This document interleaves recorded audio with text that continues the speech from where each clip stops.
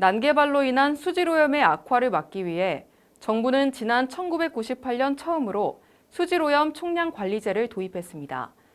현재 134개 시군이 각 지자체 실정에 맞춘 관리제를 운영해오고 있는데요. 충청인의 모든 역사가 담긴 금강 역시 더 나은 수질 개선을 위해 충남 서천군은 변화하는 물관리 정책에 맞춰 네 번째 시행계획을 수립했습니다.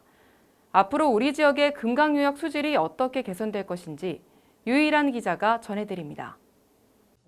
정부는 급격한 경제 성장으로 하수 처리장이나 폐수 종말 처리장 등에서 배출 오염 기준이라고 하는 농도를 기준으로 관리하기에는 어렵다는 판단을 내리며 한강수계의 수질을 개선하기 위해 처음 이 제도를 도입했습니다. 2004년 자치단체 중 경기도 광주시를 시작으로 충남도는 지난 2005년부터 작년까지 총 3단계에 걸쳐 금강수계 수질 오염 총량관리제를 시행해 왔는데요. 수질 오염 총량관리제란 관리하고자 하는 하천의 목표 수질을 설정하고 그 하천의 목표 수질을 달성하기 위해 해당 유역에서 허용할 수 있는 수질 오염 물질을 총량으로 관리하는 제도를 뜻합니다. 이에 지난 9일 서천군청 상황실에서는 제4단계 금강수계 수질오염 총량관리 시행계획 수립에 대한 최종 보고회를 진행하면서 지난 3단계에 대한 평가와 2030년까지 더 깨끗한 금강수질을 만들기 위한 계획을 발표했습니다. 금강유역은 그동안 녹조 현상으로 골머리를 앓아오며 지난 5년간 제3단계 시행계획을 시행했습니다.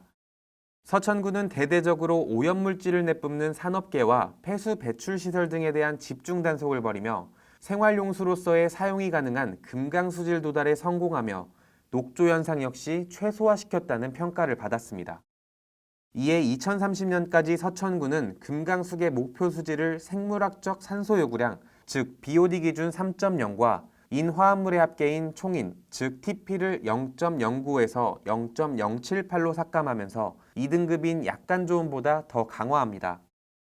일반적으로 BOD 기준 3.0과 TP 0.1을 달성하면 약간의 오염물질은 있으나 용존산소가 많은 상태로 일반적인 정수 처리 후 생활용수 또는 수영용수로 사용할 수 있는 수준입니다. 녹조 현상과 밀접한 관련을 가지는 총인 수치인 TP를 기준점 0.1에서 0.078로 삭감해 충청인의 젖줄인 금강을 미래 세대에게 더 투명하게 물려주기 위한 노력에 들어갑니다. 따라서 서천군은 연차별 개별 오염원별을 배분해 하천 구간별 목표 수질을 설정하고 매년 수질 측량에 앞서 생활계, 축산계, 산업계 등 총 6곳의 오염원을 조사해 하천에 유입되는 오염물질 배출량 기준을 강화할 방침입니다. 한층 더 강화된 기준과 단속으로 오염물질 할당부 하량이 줄어들면 해당 지역의 개발 여건이 늘어나는 만큼 수생태계의 건강성 회복과 더불어 군의 지역개발 수요를 충족할 것으로 기대를 모으고 있습니다.